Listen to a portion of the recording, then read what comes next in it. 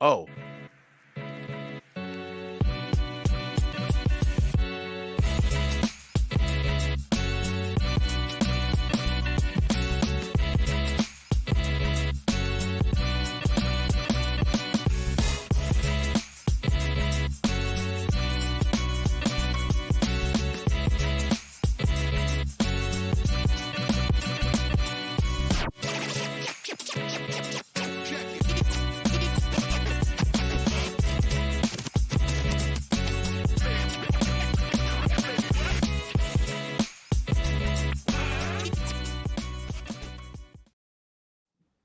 Did you guys notice? I saw some new players there, but I didn't see who you had for me until Demario Douglas.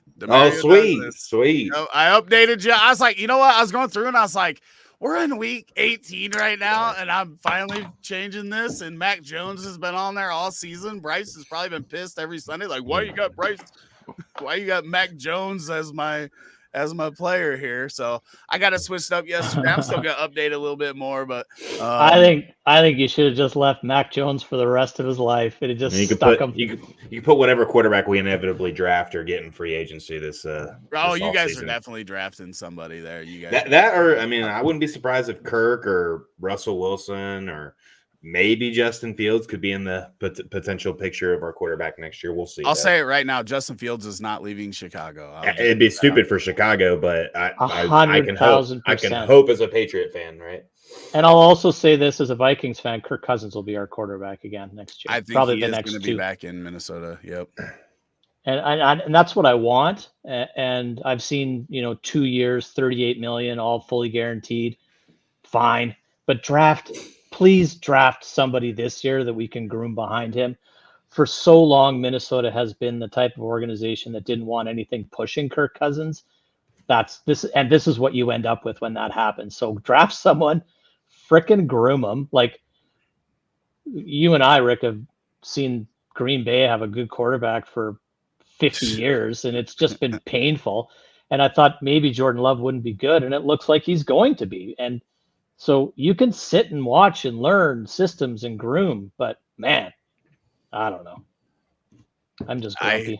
I hear you. I hear you. 2 big choices could sway me to a chip today. This is Castile tuning in every week. We appreciate you, Castile. Khalil Herbert or Elijah Mitchell.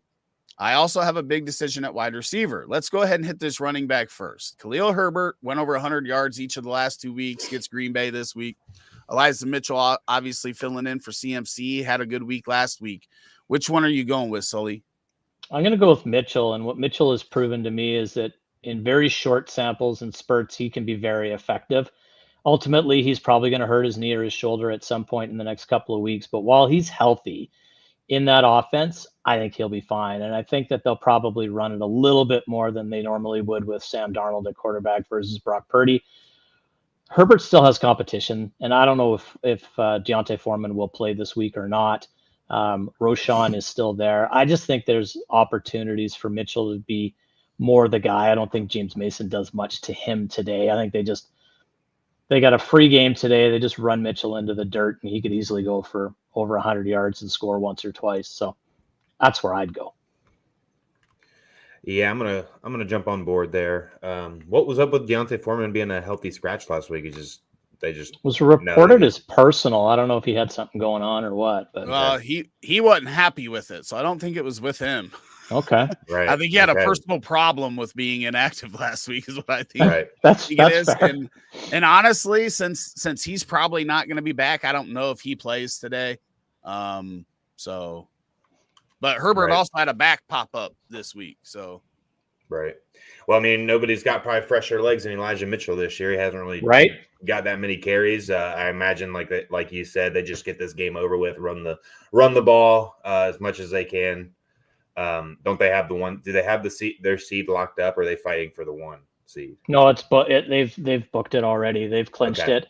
The Rams are also sitting a bunch of guys like Aaron Donald's not supposed to play today and things like that. So that can only help the Niners. So I think San Francisco still wins that game pretty easily, and I think they do it a lot with ball control. Whose be backups are better? That's what we'll find out. Yeah, Carson Wentz versus Sam Darnold. That was exciting 4 years ago, I guess. Right. See, my fear is that while Elijah Mitchell starts, that he doesn't get a ton of the work because they want to keep him healthy for the playoff stretch as well and having nothing to play for. So maybe you don't want him and CMC hurt at the same time, right? Like if you do that, then you're getting into guys that we don't know about, the Jordan Masons, and I don't even know who else is on their depth chart at this point at running back. I don't know if that Davis Price is there or not. he is. He hasn't been active forever, and I Yeah. don't think he's much. He was good at LSU, but I don't know if he's. I don't know. The running back position is an interesting one, right? Like we see guys coming off the scrap heap, guys coming out of nowhere and having good games in the right situation. So it's a tough one to just pick which of these guys you think, and not to ruin and suck the life out of this show, but this is probably one of the reasons why you don't really play in week 18 as a rule, because it's just so inconsistent and hard to judge, right? Oh, but I mean, you got 4 teams today, right? Or 4 teams just today not playing their starters, and then there was one yesterday. So I mean, yeah, so it makes it a little bit harder, and who's going to be diminished amounts of playing time and all that other stuff, right? Yeah. What I am certain out of these two players is that Khalil Herbert's going to be playing the whole game, and Bears might be out of the playoffs, but they got something to play for, knocking the Packers out of the playoffs. So the Bears are going to be going full steam ahead. And like I said, Herbert's back to being healthy, and he's looked great the last 2 weeks. He's eclipsed 100 yards each of the last 2 weeks, and I think he goes over 100 yards again this week with a touchdown. You can run. You can run on Green Bay. I've got the bets in to back that up. I already put my price picks in last night. There we go. I got Herbert over 89 yards on price picks for one, and I have him over half a touchdown in another. So I think that I think the Bears are pretty hyped for this week, and I think that's gonna I mean, listen to this. Last 8 weeks, right?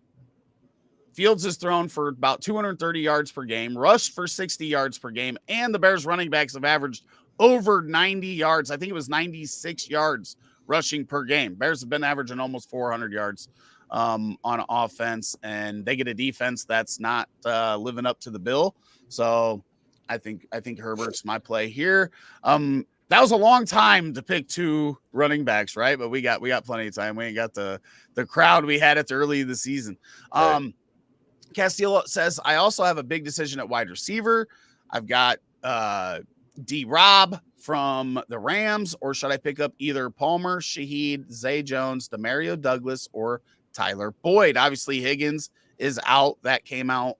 I seen that before we jumped on. So which wide receiver are you going with here out of Robinson, Palmer, Shaheed, Zay Jones, Demario Douglas, and Tyler Boyd? Bryce. I'm going to go with the only wide receiver and team that really has something. Well, I guess there's 2, but one that's really got something to play for today, and that's Zay Jones. He's active today. Christian Kirk is not playing. The Jaguars there is still a path for them to make the playoffs today, but they have to win. So I'll go with Zay Jones. When he's healthy and on the field and one of the other wide receivers is hurt, he gets a ton of targets. Trevor Lawrence looks like he's playing today, so that's good news for him as well. So I will go with Zay Jones there with the more certainty at quarterback and more on the line today. Sully? I wasn't even thinking about Zay Jones. Robinson's out because of Wentz. Palmer's out because of Stick. Douglas is out because he plays for the Patriots. Boyd is out because I don't think the Bengals really do much, although I think Chase and Higgins are both not playing today. But I'm going to go with Rashid Shaheed. I think that the Saints have something to play for. He's a field stretcher. He's a deep ball threat. Carr likes to target him at least 2 or 3 times on those long shots, and he's been producing. I don't know how healthy Zay is. Like, I know he's playing, but he's been battling hip and knee and ankle all year. So I'd go with Shaheed. I think he's probably the boom play here. Jones would be more of a floor play for me. Yeah, if Chase and Higgins are out, then this is easily Tyler Boyd for me. But if Chase plays, then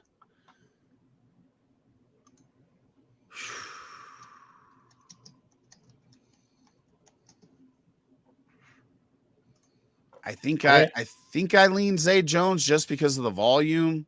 You're right with Shaheed. Like he could have the 60-yard touchdown and get you the 13 points on one play. Despite how bad Carr's been, he's thrown 2 touchdown passes or more and I think 4 of the last 5 weeks. So he really hasn't been that bad. Like, he's throwing for almost 302 on a weekly basis right now. He's just gross, but he's not statistically bad. I think I lean Zay Jones. But again, like I said, if Chase ends up being out, then Boyd's my guy here just because of targets. I mean, he's going to get probably 12 targets if both those guys are out. So that's where I'm at. Then probably Zay Jones. I like Boyd, actually. That's a good call, too. I'll stick with Shaheed, but I like Boyd as well because you got to figure Cleveland's probably not playing much of their defense this week either. Yeah, I would have to expect Ward's not playing, right? He's just came back from an injury a couple weeks ago, and yeah, they can't go down or go up. So I don't know if Garrett's going to play, but if he does, he might play 3 series or something along those lines, right? So yeah. So Marco says, "Good evening, everyone. Future. Happy New Year. Happy New Year to you as well. I hope everybody had a good Christmas, New Year's. Last week of the regular season is crazy that it's already here." Marco says, "Got offered Eckler, Kamara, and a second player." Okay, so Eckler or Kamara and a second player or pick for JT. What are your thoughts about that offer? I'm going to start with this one. I'm keeping JT unless that second player is really good. You got an older Eckler, an older Kamara. JT finally last night, looked healthy. Obviously had the heel issue late. Then they pulled him and put the backup in and all that stuff. But JT is, I think, could be one of the top 3 running backs over the next 3 years if he can be healthy for the majority of the time. And I think last night kind of proved that. He's still got it. He just got to get healthy, guys down the field.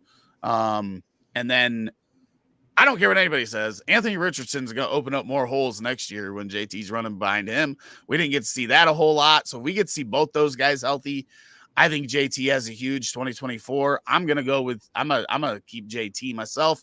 What are you going to do, Rob? Honestly, if I got Eckler and Kamara, I'd still keep JT. I think that, honestly, last night when he broke off that 50-some-odd yard run, I was like, damn, I never realized he was that fast. He looked like he got shot out of a cannon. And so it's like he's kind of crazy. But no, and yeah, obviously it depends on who that second player is. If that second player is someone in a tier at a different position that I really like, if it was a, CeeDee Lamb or somebody like that, then that's a different story. But I think for the most part, Jonathan Taylor has got to be a top 5 dynasty running back still. And I don't know about Austin Eckler. I still think there's something there. I think he played through injury the majority of the year, but it's not the same guy. Kamara's not the same guy. Both guys could be playing elsewhere next year, and who knows what those situations look like. So I'm going to stick with Jonathan Taylor, who's going to be pretty much the bell cow in that offense. Agree 1,000% that Anthony Richardson's going to open up. Try to play the Colts when Richardson's running the run play option with Jonathan Taylor. Good luck to you. So, Bryce, what are you doing? Yeah, I mean, JT is arguably number 1 dynasty running back. I mean, arguably, of course, I'd probably put Brees and Bijan above him still, but I couldn't really fault anybody for thinking otherwise. So these other 2 guys, their values are down from their prime, and they're going to continue to go down. Eckler's finally fallen off the cliff that I projected 2 years ago.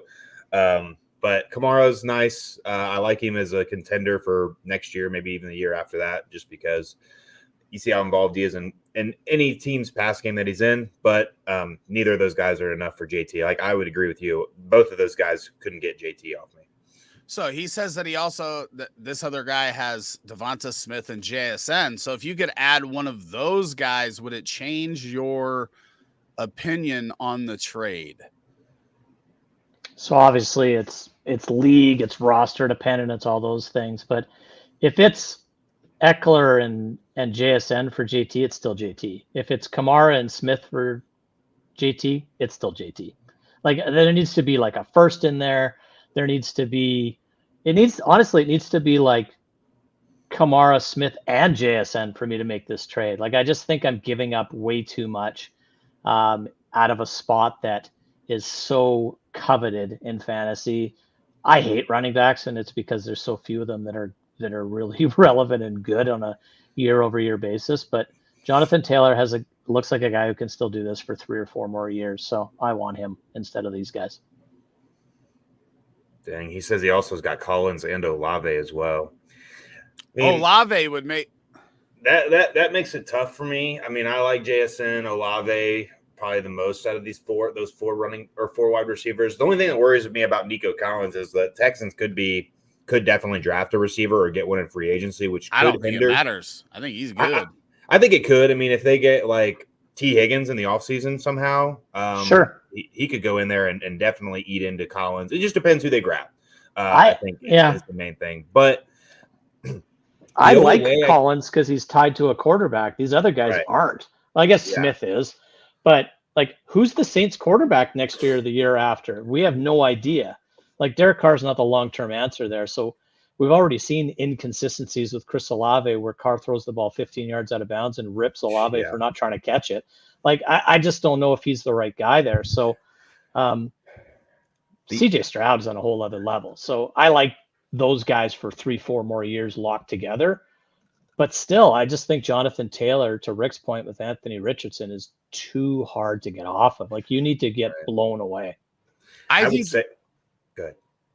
Just with the age of these running backs, and I don't care what anybody says, we all know that these guys could just, I mean, Eckler already fell off a cliff, right, this year. Right. We don't know if he's going to bounce back. Kamara could fall off of a cliff next year. I think you almost have to be okay with that wide receiver being a straight up deal with JT. Because that's the risk that you're taking. So if you're happy to get Olave and trade JT, then that's where you have to be if that running back just falls off a cliff, because they could be done next year. Either of those running backs could not be worth anything going forward. I think you have to just be willing to eat that running back production and be happy with that wide receiver, or close to it, obviously, right? You're not going to probably get somebody that you're 100% happy with, but like, you probably got to be 75% at least at low on that wide receiver compared to Jonathan Taylor to risk those older running backs in that deal. I think I'd probably want Collins and Olave, or Olave and JSN. Like, I don't even care about those two running backs, to be totally honest with you. I would try to win this trade. And I hate using that term, but I would try to win this trade with wide receivers and don't even worry about the running backs. That's what I was literally about to say, is like, if your team is like horrible, except Jonathan Taylor, maybe another guy, where you're a bottom half team, and by the time you're ready to be a good team, Jonathan Taylor's at the age of Eckler and Kamara now, you could just try and ship them for a package and improve your team for the future. I would try and get maybe two of those wide receivers and see if you can get like a second, and then you throw in a third or something to get a 3 for 2 or a 3 for 1, something like that. But if you're a middle of the pack team, or even a team that's like probably going to make the playoffs next year, it would be hard of any combo of these two guys, any of these two wide receivers, to get JT off me unless that person is willing to overpay.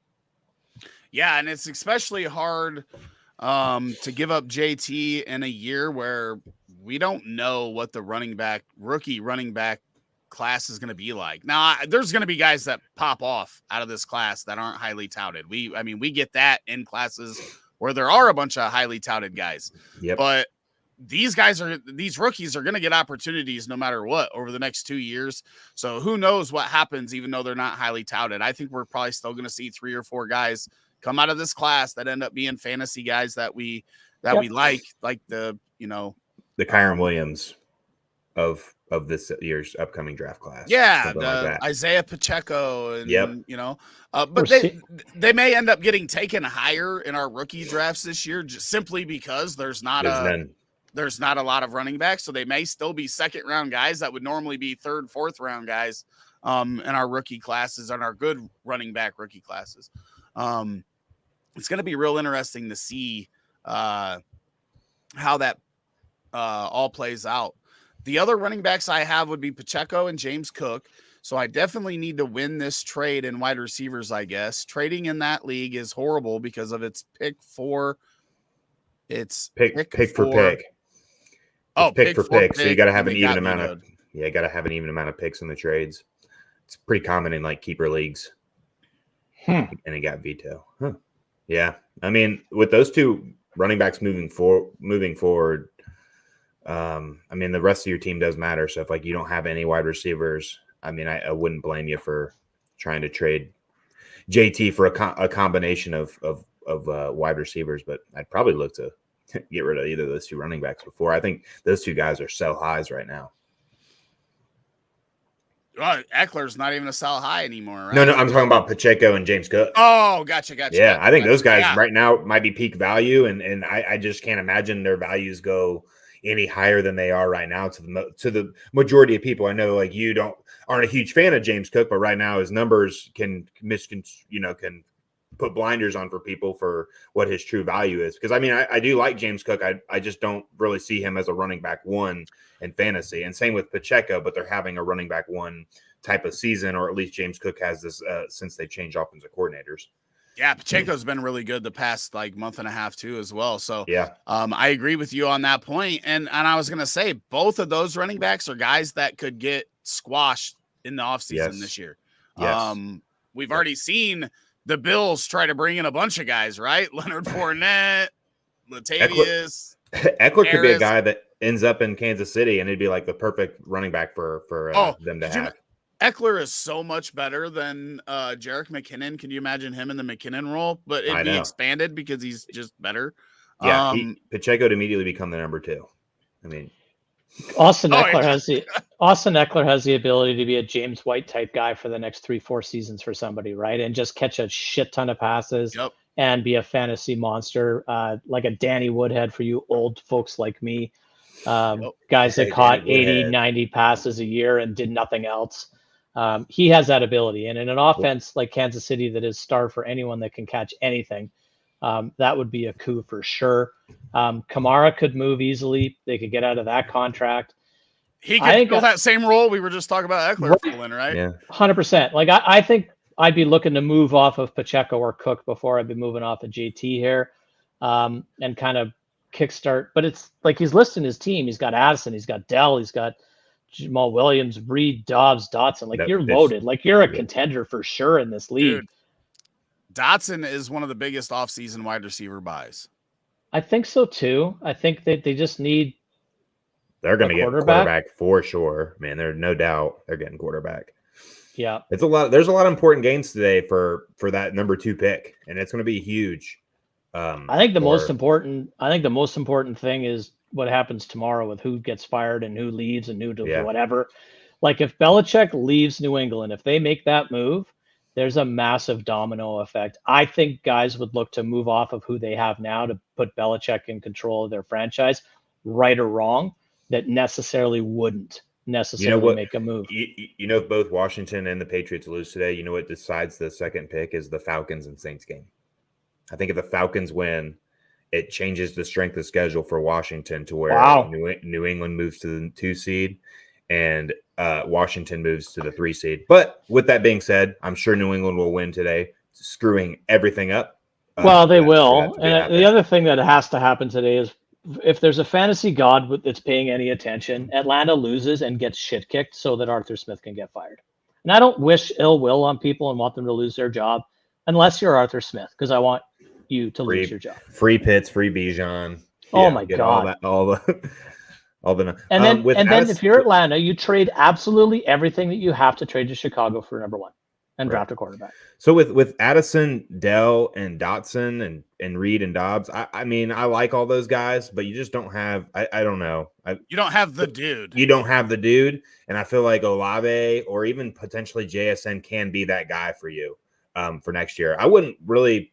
I don't mind having Collins, but it's just like, I don't know when Dell comes back, I don't know how that's going to shape out like between those two. I mean, I get Nico's the number 1, but Dell was getting a lot of volume too. And I feel like he's not going to be able to spread. You're not going to see as many 150 plus games for Nico Collins. I really wonder if Dell could potentially become the favorite target for Houston, which is why it's like, if I wanted to buy any of the Houston receivers, I think for the price, I would rather have Dell than Nico. All I know is I want CJ Stroud. Yeah. I got the best offer for CJ Stroud after week 1 this year. Guy offered me Jerry Jeudy and Khalil Herbert and gave me CJ Stroud. Never accepted a trade so fast in my life. In a super flex? In a super flex after week 1. Because he looked good week 1. Week 1 he didn't look very good. And Jimmy G was my best quarterback in that league at the beginning of the season. So good start. Yeah, Marco said he started 0-6. Yeah, finished 6-8, and had some pretty bad luck at the beginning of the year. Yeah, I mean, I JT missed a lot of time at the beginning of the year. I mean, Dell didn't get going until after probably week 6, and Reed didn't get going. Addison started off all right, I think, but yeah, it didn't surprise me. Listen, James Cook wasn't going. I mean, Pacheco was your best player. I really kind of like the wide receiver core that he's got together. Like I said, Dotson is a guy that I'm gonna be looking. Let me make sure is that back up there? Yeah. Yep. Dotson's a guy that I'm gonna be looking to acquire this offseason. Jaden Reed is my favorite receiver on the Packers. I think that he's gonna be the guy that everybody looks at as the number 3 in the offseason because of Watson and Dobbs, but I think he is the best player on their in their wide receiver group. So he's a buy of mine this offseason too, if that's how the community ends up viewing him. Obviously, Dell had the injury that ended the year, but you're going to be comfortable starting him. Addison looks like he's going to be a stud. So your wide receivers are just really young. The question I was going to have before we get to Craig's question was, would you trade like, for example, with all those wide receivers, can we get any of those straight up for the Pacheco or the James Cook? Like, can you trade Pacheco and get Nico? Or do you think the community is going to be lower on those running backs that he's got because of the potential we talked about of them teams bringing in other guys? Because that could be the way you go, is that you keep JT, the good one, you move the guys that were worried about losing their jobs or losing a bunch of touches next season, and just bolster and add maybe that dude that you've been looking for at wide receiver with one of those guys. What do you guys think about that real quick? I don't mind it. I've been sitting here thinking, how do I take all of these promising good wide receivers and turn them into one really good already now wide receivers? So like, what do I got to give up to get CeeDee Lamb? What do I got to give up to get Jamar Chase? Like things like that, because he's got tons of assets here. And I'll fully say that I don't really understand the pick for pick process in this league. And like, can I do a multiple guy for one guy trade, or no? Does it need to be same number of components? I think it's just, if you trade a pick, there has to be the same amount of picks on the other side of the trade. Yeah. So if I trade a first and a second, I have to get a third and a fourth back or something along those lines. Correct. Okay. So that's what I'm doing. I'm taking guys that I think are potentially good and trying to get me a stud wide receiver right now. Because your running back room is fine. Your wide receivers can absorb losing one or two of them, and just go get a stud.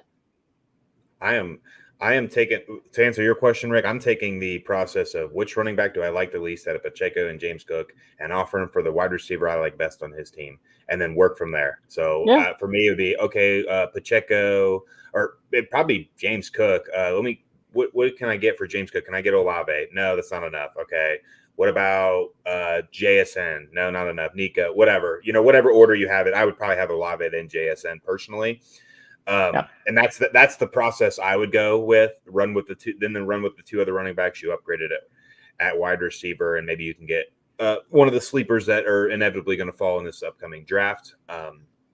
So that's kind of how I would go. I wouldn't be surprised. I mean, like I said, people might have their blinders on the potential downfall that these two young running backs in Pacheco and James Cook could have next season, and just look at their numbers this year, right? There's a lot of fantasy owners that just look, what have they done this year?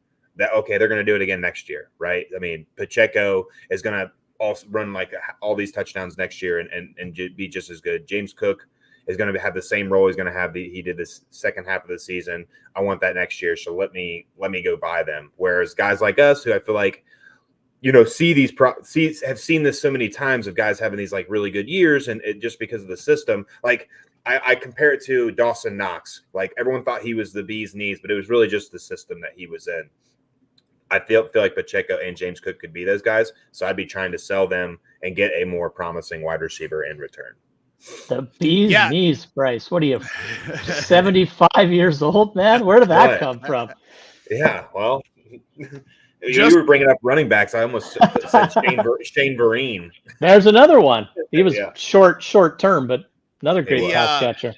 The other thing that I would say, and this is something that I'm going to be telling people all the way up until rookie draft season. In every trade you make, what I would be doing this year, especially in super flex tight end premium leagues, is get the trade you want to offer. When you get that together, if you don't have draft picks included, try to get their second round pick, give them your third round pick, and see if you can move from the third to the second round, because this draft is going to be really deep. We're talking about we could potentially have 5 quarterbacks go in the first round. We've got at least 3 to 4 elite wide receiver prospects. So now you're looking at 8-9 guys in the, elite super flex rookie draft value chart. Then you've got Brock Bowers at tight end. So now you're looking at 9-10 spots of elite. Of those are the prospects that people are comfortable with. Then you get into the normal prospects, and those are going to go into the second round, pretty deep into the second round of guys that could be guys that are just not as hyped. That's the one thing that I'm going to be trying to do all off season with my trades. Try to get their second rounder, give them my third or fourth, and try to stack second round picks that I can then use to either try to trade into the first round or up in the first round, or just take a bunch of shots on these guys that are pretty good. Like probably there's probably going to be a good 6 to 7 guys that are typical, top 8 picks in rookie drafts, but this draft is so deep that they're falling into the mid second round. Good advice. Yep, I'm excited for this draft class for sure. I'm excited for the draft. You going with me, Bryce? Where's it at? Detroit. Chicago. Oh yeah.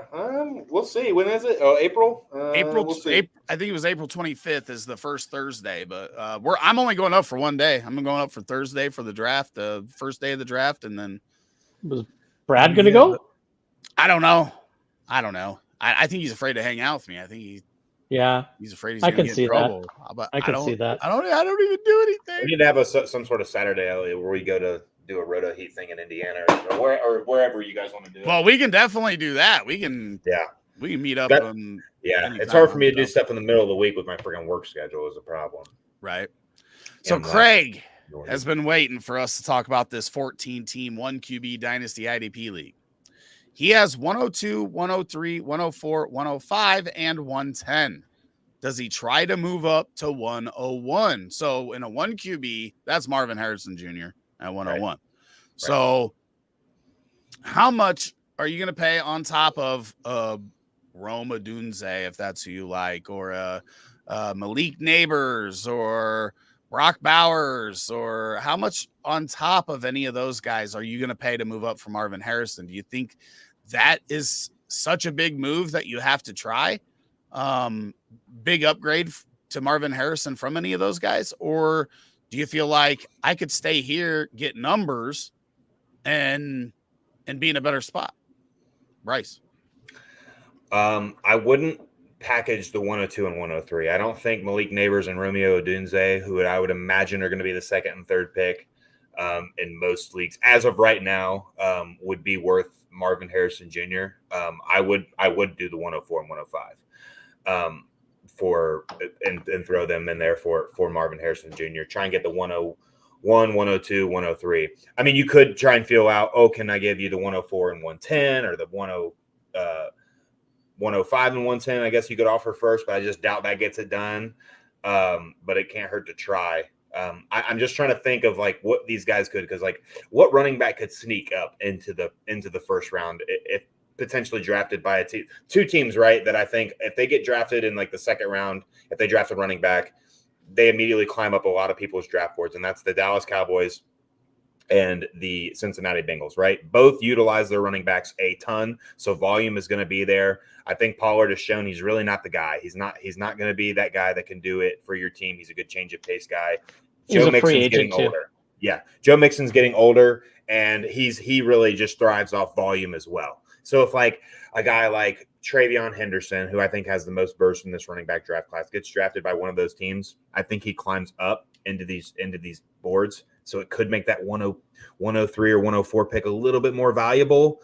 But I still think I'd get rid of the 104 and 105. I would try not to touch the 102 or the 103 unless they are willing to take that and the 110. I wouldn't give 2 of my top 5 picks for him, I don't think. Sully. I look at this as, obviously, what do I project Marvin Harrison Jr. to be? So I look at him as very quickly climbing into a tier with Lamb, Chase, Jefferson. What would you trade for Justin Jefferson of these picks today? Like, I'm going to whoever has the 101 and offering them the 4, the 5, and the 10. I would probably do that as well. You can have all 3 of those picks and see where you go. Now, that might not get it. Like, you might need to do a combination of the 2, the 5, and the 10. I'd still do it because I'm still probably walking away with a solid asset at 3 and 4. But I personally need Marvin Harrison leaving this draft because I think he is that good.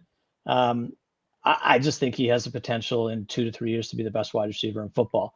And I would easily pay 3 first-round draft choices for the best wide receiver in football. I'd trade 3 firsts for Chase or Jefferson today if I had them. So, and that's just where I see him at. And yes, like, I'm a hit rates guy. I do it every year and calculate it. And the hit rate of these guys is not nearly as high as we all anticipated and think they're going to be.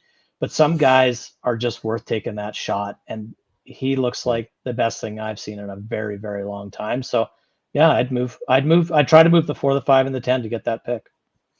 Yeah, this is what I say every year, or not every year, because not every year do we have a clear-cut number 1 pick.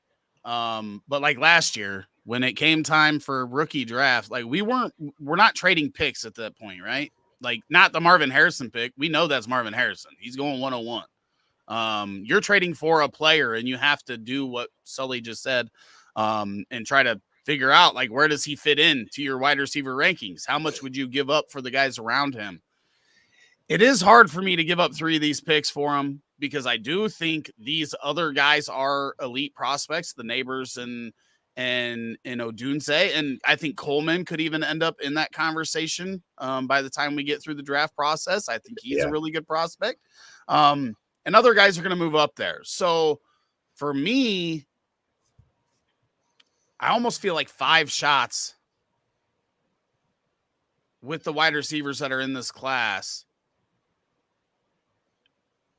is better for my fantasy team, even though everybody knows, Bryce will tell you, I've fought to try to get that 101 in Grand Prix this year because I want Marvin Harrison. I ended up at 2. I'm hoping he doesn't jump Caleb in that league and whatnot, because that's the only shot I have to get him.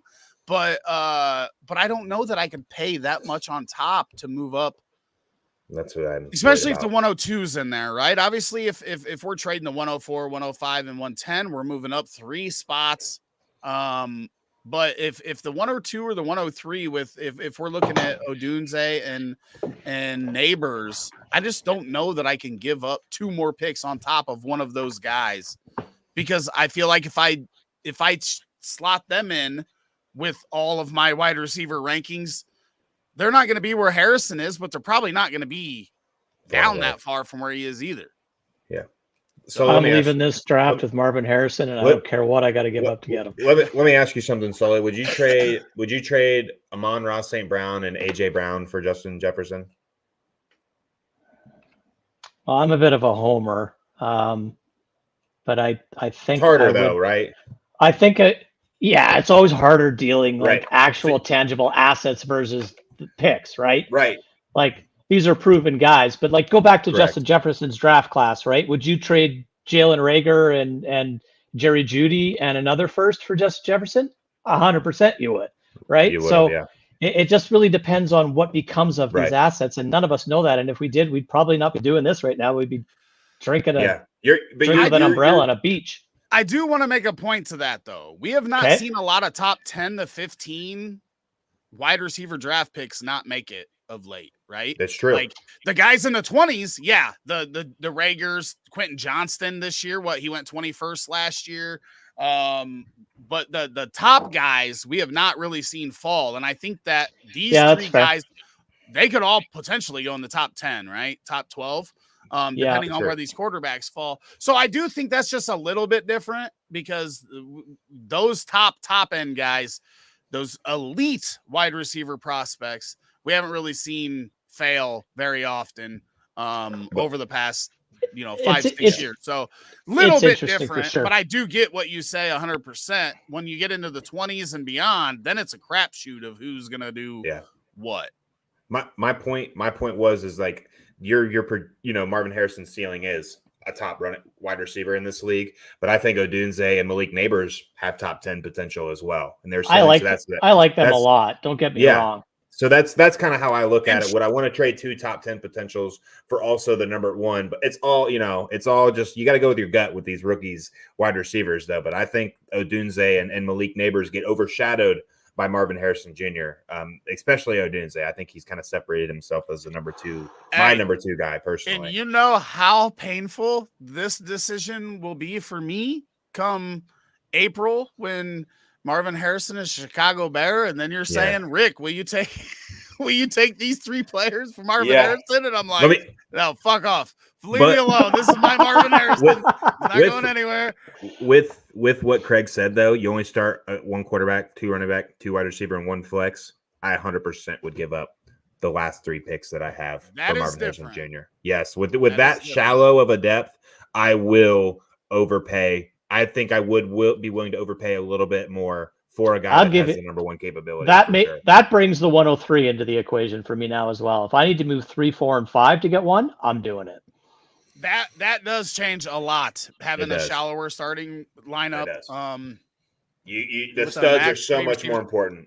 I have a league just like this. Every week I can only start 2 running backs and I can only start 3 wide receivers, and it frustrates the hell out of me because at one point I had Mike Evans, Nico Collins, Tyreek Hill, Garrett Wilson, and Deebo Samuel, and I could never start more than 3 of them. That is painful. It was. I did win that league. That was one of the championships. I usually have 2 shitty running backs, 2 shitty wide receivers, and a shitty flex. I have my own problems. So the first league I ever joined that's still in it is literally this exact same format for starting. And I was in the championship game this week with Raheem Mostert, Ramondre Stevenson, Josh Jacobs, Jalen Waddle, Keenan Allen, and Amari Cooper. We didn't ask for a sob story, and I didn't win. So just so you know. Nobody asked for a sob story, with this format. Maybe we could talk about the Patriots for 10 minutes now too. Hey, we've already talked about the Bears plenty. With this format, there ain't no sob story, man. Everything's looking up in Chicago right now, and you can't say that it's not. Well, it's not. That's true. But with this format, the teams with the most studs always are in the playoffs. Like you have to have a stud at each position. You do not see somebody with like wide receiver 2s and 2 and one RB1 like that. You got to have the studs in this format.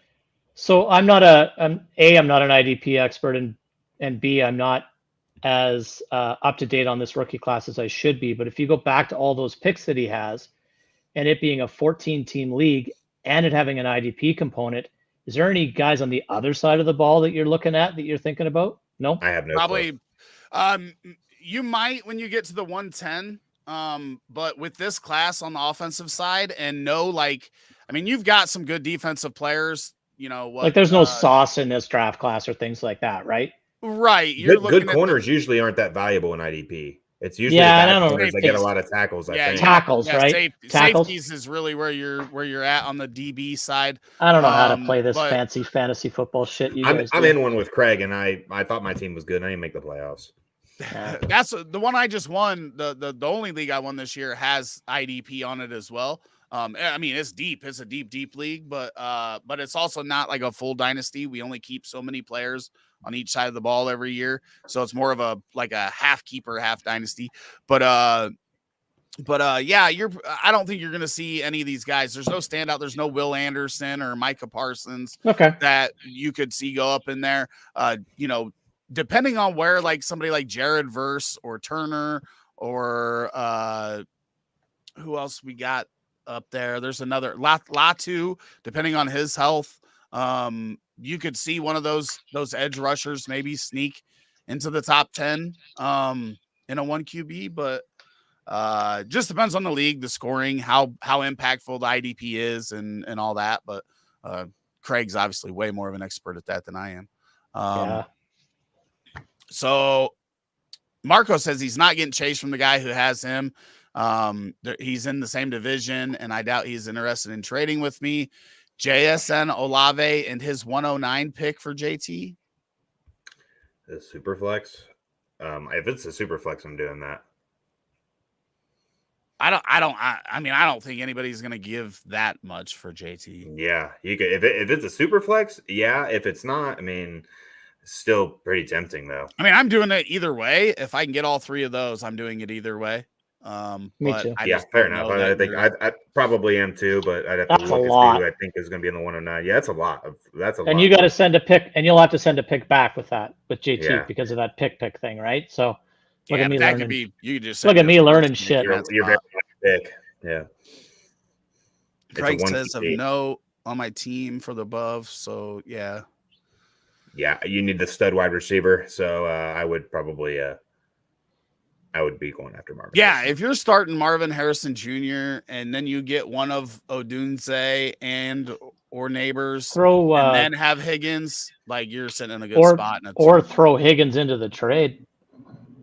Yeah. Trade 2 first with Higgins and go after it or something like that.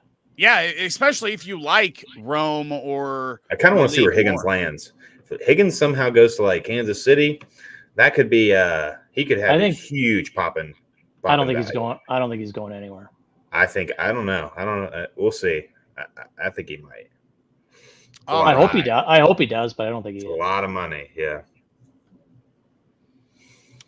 It's a snake draft, and he said or the 204. So he was talking about getting a first or the 204. Yeah, I mean, especially in Superflex, like I said, I'm into adding all the seconds and late first that I can. Steven says Wando Robinson, Dortch, or Michael Wilson, full PPR, pick one. Oh, geez. I'll go Michael Wilson here, and it's nothing but a gut feel. It looked like him and Tyler lighted up last week. Yeah, I feel like Wilson did too. Dortch last 3 weeks, I think. Yeah, I think I'll go Dortch. I think Wilson's finally healthy, and I think he caught one last week from Kyler, and I think they might want to ruin. I think they play Seattle, so they might want to ruin Seattle's hopes and dreams, being a divisional game and stuff. So I like Michael Wilson. Gino's playing for a big bonus. I think he gets $2 million if they make the playoffs. So he'll probably light it up today for that. It's not Wandale. That's all I know. Yeah, I think it's Dortch not, but it could be next year if they get a different quarterback, which they definitely will. But with the Giants, yeah, I can't imagine they roll. I think they draft one, but I think Jones still has to be their quarterback next year. Right. It's too much of a hit. Yeah, I'm gonna lean Dortch, but it's real close between him and Wilson. It's not Wandale for me. I don't want anything to do with the Giants offense. I do think it'd be interesting. I was looking at Tankathon with the draft order.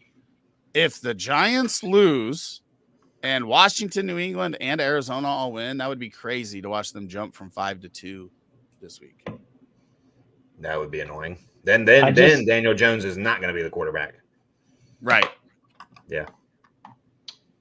Or he'll start next year. They'll draft somebody, let them sit. That's what happens. Or they just happens because they're paying him. Or they just pay him to be the backup. But I don't think you do that. But I just need the Vikings to lose, the Packers, the Seahawks, and everybody else in the NFC to win. I'm not sure that's even possible. But I just want Minnesota to miss the playoffs and fall as far. I think we can get as low as 9. That's what I'm looking for. Because then we still got an outside chance at a quarterback. So 7 and 9. Keep an eye out on Michael Penix Jr. this week on Tuesday. You guys could get to 8. I need the Bears to win. I need Atlanta to win. I need New Orleans to win. I need Atlanta to win too. If the Jets win, you have right now, your guys' strength of schedule would jump you ahead of the Jets. So you could get the 8 pick if the Jets, Falcons, Bears, Raiders. So we're both rooting for the same games today. Because I need the Falcons to win and the Jets to win. I can't. I'd rather have a worse pick and Arthur Smith get fired, so I'm not cheering for Atlanta. Can't do it. Jaws says, drank too many umbrellas in my day. Marco said it as a 1 QB. I would go for that first rounder before the 204 then. Yeah. Yeah, me too. Significant drop in value. But that it's still 204 going to be a deep. They could be one of those quarterbacks in the second round that help you in a 1 QB league. Exactly. Right. So here we go. Let me pull up my. I'll share my entries with you. I'm gonna have to take off my. It's the only problem with this new thing I got when I. Here, let's. Steven says Demont or Herbert. Herbert. Demont for me. I'll go with Demont. He's got the 2 touchdown upside. I think Herbert does too, but Demont, not as high. Yeah. Who do you guys? While Rick's looking this up, who do you guys want in a dynasty league? You can only have one of them: Jahmyr Gibbs or Bijan Robinson. Bijan Robinson. I think I want Gibbs. Gibbs is a safe play at this point. It's crazy. The offense, the situation, like he is safe. He is safe, but I think as long as he's there with Dan Campbell's always going to have some sort of brute running back that'll be some sort of vulture to some of Gibbs's touchdowns. Gibbs took that job away, right? He did, but it's still 50-50. I mean, it's not. I think David Montgomery still got like a 40 to 50% split in the touches, where Gibbs should be getting 80%, right? I mean, he should be getting the Jonathan Taylor role, and he'd be easily a top number one. I just don't like the system for me. I like it, but I don't. Like, he's not ever going to get the bulk of – he's never going to get like 80% of the workload. He's always going to be around 60, I feel like. So I think at some point, if Arthur Smith is not the coach next year, Bijan Robinson could be getting 80 to 90%.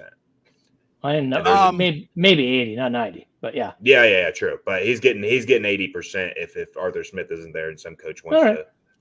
I don't know. I think Algiers good enough to get 30 to 30, at least 30 to 35% of the work, and that keeps Bijan fresh. I mean, most guys don't get that much. You have Saquon, CMC, but he's got that talent where he should be getting that much. Well, no, I don't disagree that. I think Bijan is the better talent. I just think the reality of football is the Jahmyr Gibbs approach is where you have an elite talent, and you also complement him with someone else, and you just spread those touches out so you don't kill the guy. And I think that's just the reality of football now. But if the bell cow's dead. If it's heads up though, them too, I'm taking the talent. I've told you guys since we started this channel. I'm always taking the talent and hope it works out. Obviously, it doesn't always work out. Sometimes the talent's not there. That's mostly the reason those don't work out. Situations change so fast. Take the talent. We saw, and I always bring the same thing up with when people are like, well, look where he landed. Yeah, but look where Todd Gurley landed. Like, Todd Gurley landed in a horrible situation. He had all the talent. He had like the worst year 2, and then year 3, he was running back 1. Like, I gave up worrying about situations change. I gave up worrying about landing spot when AJ Brown landed in Tennessee and everybody lost their minds, and then the guy went nuclear. So it was like, never mind. The worst teams in football still throw the football. Did I convince you on AJ Brown? Didn't I convince you on AJ Brown at one point? I thought I did. I pushed AJ Brown hard. I did too. I did too. I love AJ you sold me on Aaron Jones, and I bought a bunch, and then he turned to shit. So I'm not listening to you anymore. I must have. I told you to buy Aaron Jones his rookie year when he was a 4th round rookie pick. Yeah, we were all taking Williams over him, right? Williams went ahead of him in the actual draft. Yeah, went a round ahead of him. So here, let me share this real quick. I was big on AJ Brown. Yeah, he was the best receiver in that class, and he was going like 11th in rookie drafts because he went to Tennessee. And I'm like, dude, you guys are crazy. The worst teams in the league still throw the ball over 400 and some odd times a year. So something good can happen. Okay, is this not going to let me share?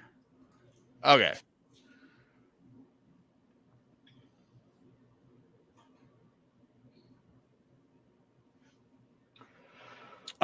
Okay, so I got first ticket. This is $20 ticket for playing for 2K. Got Derek Carr for 2 touchdowns or more.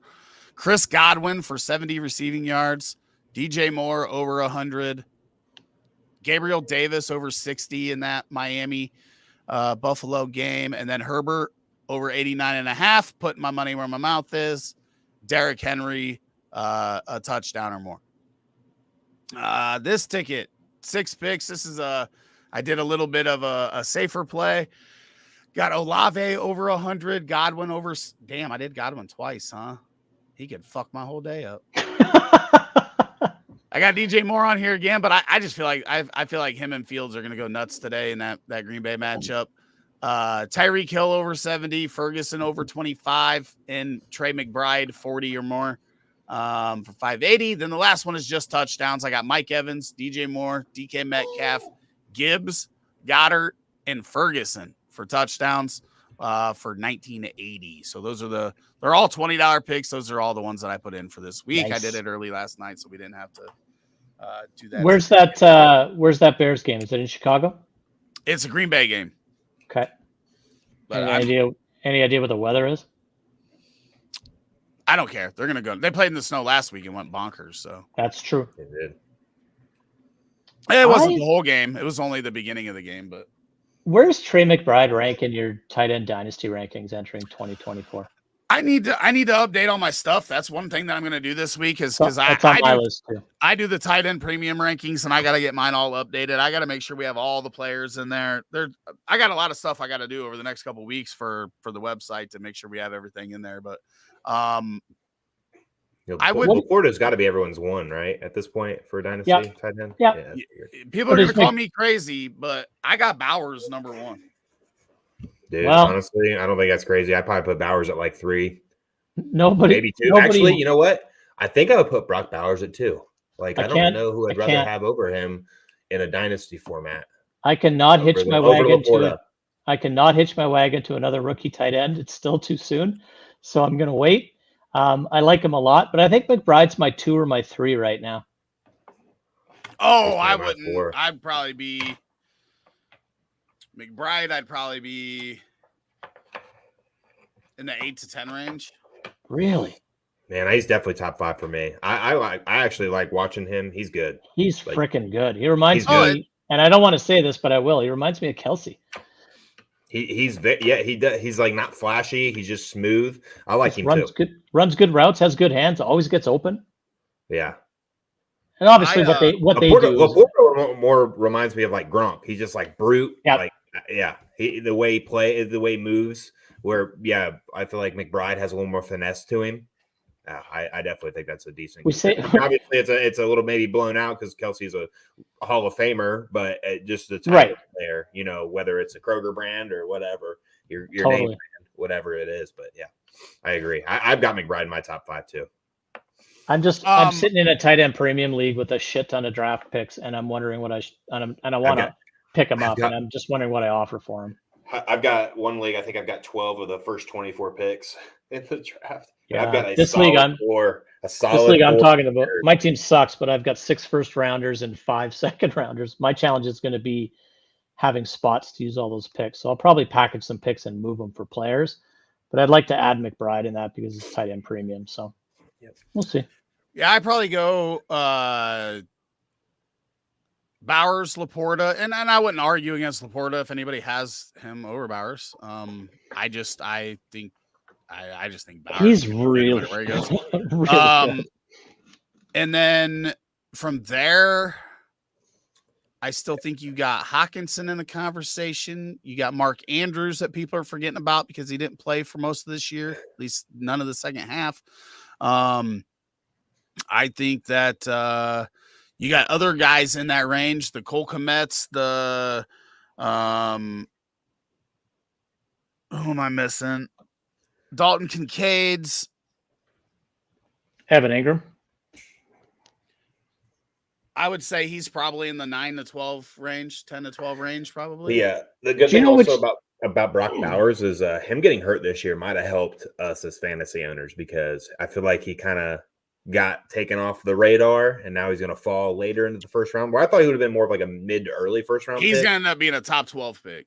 You think so? I kind of hope he's later in the first round. I mean, I would hope that, but NFL teams already know that he's really fucking good. They're not the injuries. I just don't know. Worry them. I just don't know if they invest a top 12 pick into a tight end after like how hyped up Kyle Pitts was, and now like his production hasn't really matched it. To where, especially when there's all these all these wide receivers and all these quarterbacks, I think will flood. And then there's some really, really good offensive linemen as well. Yeah, I think that'll flood the first. The thing is, though, Brock Bowers, you're getting a wide receiver and a tackle all in one. I get that, but I just think I think he'll go later than people. Well, let's set it. I don't think the talent. I think the talent's top 12, but I think teams are going to move up for quarterback. Let's set an over under on the pick. 12. Where does he go? You want to go 12? I'll go under on 12.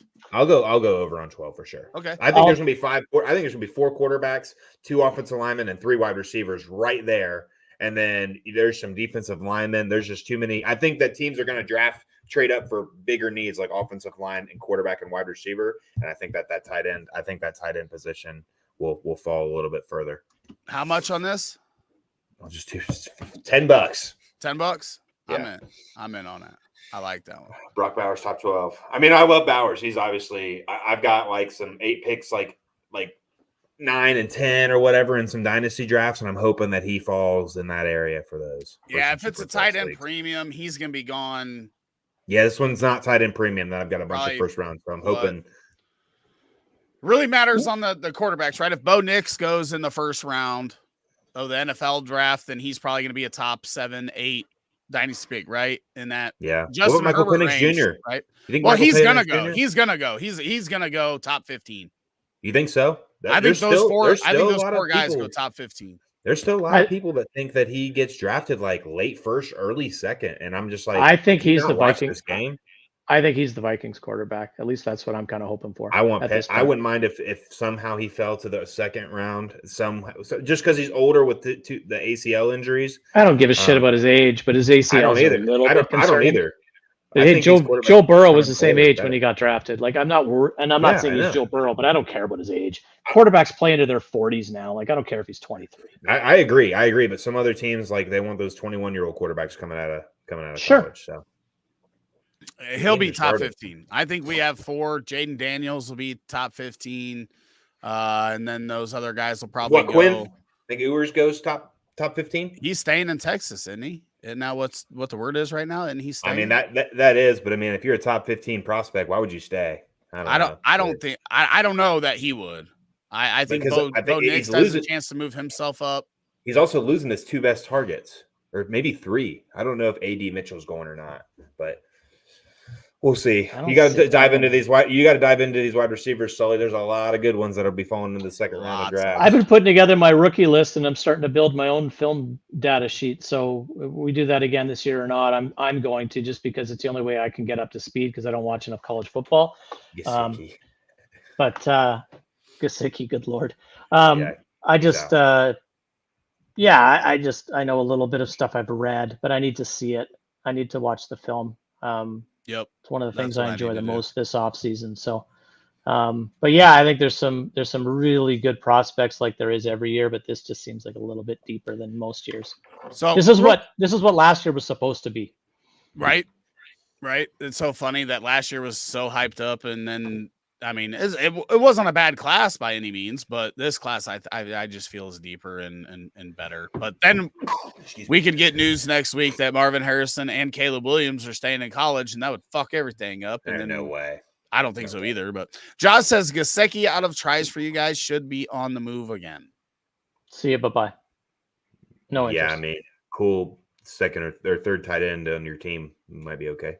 I mean, I would I might throw some dart throw 3rd, 4th round picks at him before he goes somewhere. Oh, okay. I like to get him before because obviously he'll get hyped. Like if let's just say he lands in Kansas City and people are like, oh, well, if Kelsey's about done and this and that, then Gesicki would get hyped up and probably cost you a 2nd round pick.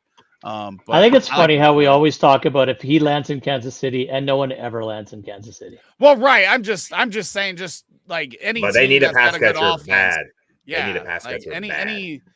Any team that has a good offense that brings in a guy like Gesicki is gonna create some hype around his name, no matter what. So I like trying to do it before.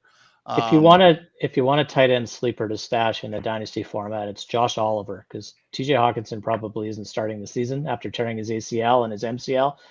And it's not just because Oliver made a sick ass catch and a great play here, but I think they paid him and he's going to play and he has hands. So that's a tight end sleeper I'm going to be going after, especially in premium leagues. All right. Michael Mayer's another one I'm buying.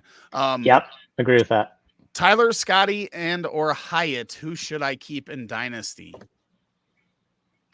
Tyler Hyatt. So you got So Jalen Hyatt Tyler's- from Giants, and then you got or Tyler Tyler Scott. Scott? Yeah, Tyler Scott in Chicago.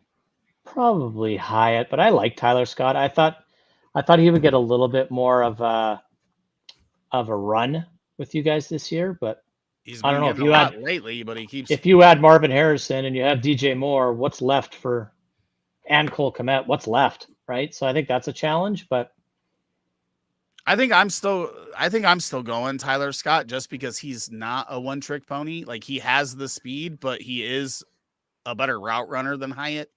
Where Hyatt's just deep balls. Chandler Tyler, Hyatt definitely is a one.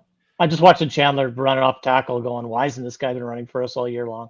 But yeah, Hyatt is a one-trick pony for sure. So have I. This is the first time we've Sanja, ever gone into the. Oh my gosh, this is my mom. Hi, Mom. Aw. we love you. Hi, Mom. Then they got my brother as a profile picture, not even me. I like the Facebook post that your dad put out around Christmas with your daughter and the dog, and you're like, damn, we can't even beat the dog. Yeah, I know. Laughing my ass off. Christmas favorites. Wow. Yeah. And then I said to my wife, yeah, it doesn't really surprise me. I'd pick the dog too. So cute dog. Oh, Yeah. that's awesome. Bryce, It's Cute daughter too. I will play later. We're about to leave again. Go to Aldi. Oh, well, I don't know if I'll be able to play later. Bears play Okay. at 4:25, so. Okay. I got to go be Canadian and shovel. If it wasn't Green Have Bay, fun. I gotta It go snowed out in here the snow too. Yep, Yeah. I gotta go out in the snow too. Winter finally found us up here. It's been mild as all hell, and then it just turned cold, and it's going to be stupid cold and tons of snow. So, all right. Alrighty. So for everybody watching, just so you know, obviously there's not a lot of people here. Football's going on. Week 18, not a lot of people had contests. We will be continuing in the off season. I'm not sure when we'll be back. We are going to take a short break. But we're going to start having a podcast that we release on Saturdays, video podcast, or all your audio spots. And then we are still going to do a live stream every Sunday. We'll have all those details out here soon. I am giving away $200. I'll take it. All you got to do is join the playoff league. I posted it in the group. I posted on our YouTube, posted in our Discord. I got playoff leagues going. I got a free one. Winner's going to get $200. I'll Cash App you, Venmo you, PayPal you. But make sure to get in that before the playoffs start next week. And then I also have $10, $25, and $50 playoff leagues set up that you can join. So go to rotoheat.com/playoff. Is it playoff or playoffs? Playoffs. What are you talking about? Playoffs. Greatest posting let me ever. double check that again real quick. Playoffs. I think it's playoffs. rotoheat.com/playoffs has all the information there that you can need. Tells you all the scoring, the rosters. You pick one player from every team. You got to have 3 quarterbacks, 3 tight ends, and then 4 of each running back and wide receivers. Every week, whatever teams get knocked out, you lose the players that play for that team. It's one of the funnest leagues all year. People love playing in that Christmas league, kind of Christmas league, playoff league. But you do that, rotoheat.com/playoffs, and Boomer Bust Show will be back. We're not going to take off the off season like we have in the past. We're going to be back and call in the off season. How about maybe we should start doing some call-ins to the show. Like old school call-ins. Radio, that'd be fun. Yeah, I'll figure it out. We'll do that this off season. But thanks everybody for the great 2023 season. Love it. Had fun. We'll see you guys in the next few weeks and next year for those that don't play Dynasty or pay attention in the off season. Yeah, watch us anyway. We're hot. We're fun. Yeah, you should be. Subscribe. Boop.